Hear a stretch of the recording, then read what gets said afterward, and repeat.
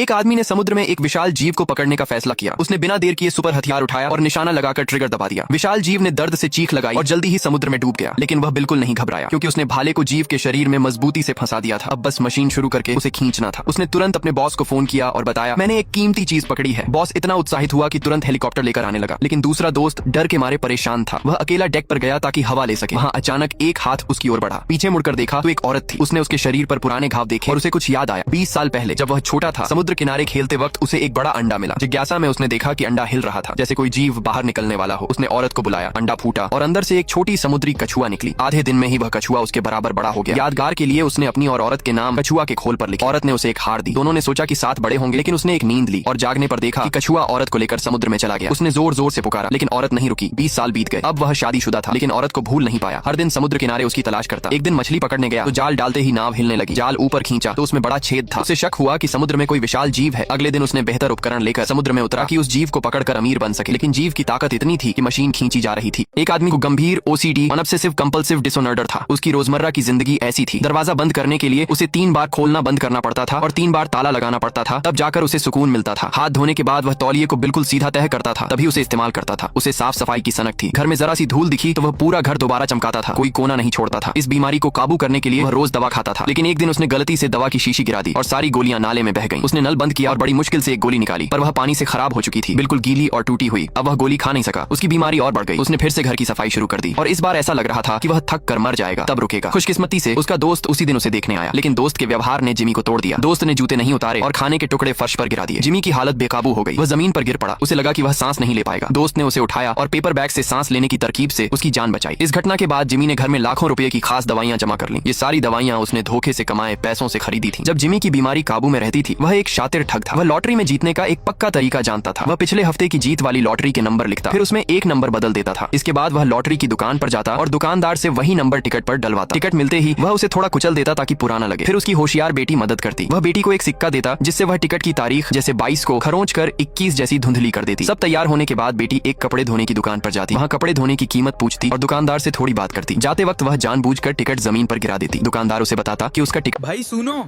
इतना मेहनत करके वीडियो बनाया, अब तुम बस देख के स्क्रॉल मत करना। लाइक कर दो, शेयर कर दो, फॉलो भी कर लो, वरना रात को नोटिफिकेशन नहीं, मैं आऊंगा सामने में।